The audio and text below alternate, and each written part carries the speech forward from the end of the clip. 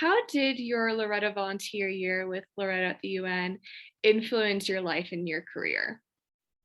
Um, so much. I mean, I knew before my year with Loretto at the UN that I was interested in working in international policy making, but the support and the encouragement that I received from Sally Dunn, who was the Loretto NGO representative at the time, and really the whole Loretto community, their support was just so important to me.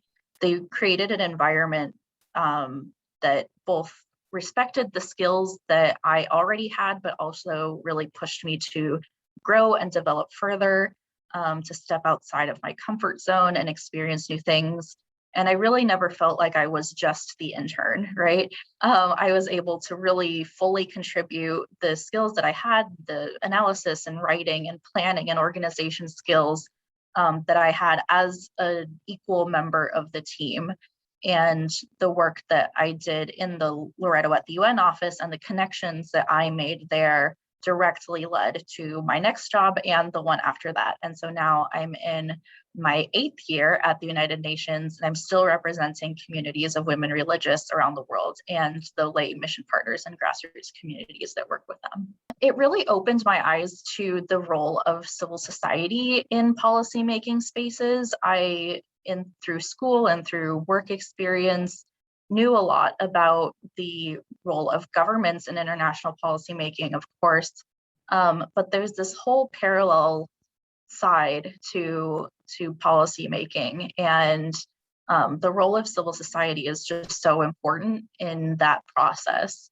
It's just so critical and important for us to be here to represent our values, to challenge governments, to uphold their commitments, and address the issues that we care about, like poverty and human trafficking, migration, homelessness, water and sanitation, climate change, just so many others. I mean, this is a role that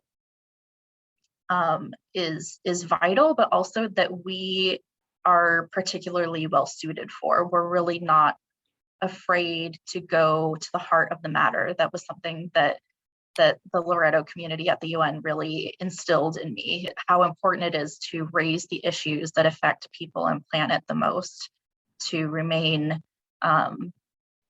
aware and vigilant, but also patient and determined in order to achieve change.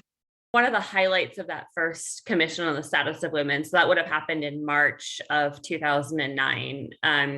There was a student, a young girl, I think she was in middle school. Her name was Grace. We went to a session, so a meeting at the commission, from the Commission on the Status of Women. And we were having sort of a debriefing session to talk about what we heard and, how that felt. And I remember saying, you might feel sad or, upset. And we were talking about that. And she was like, I'm not sad.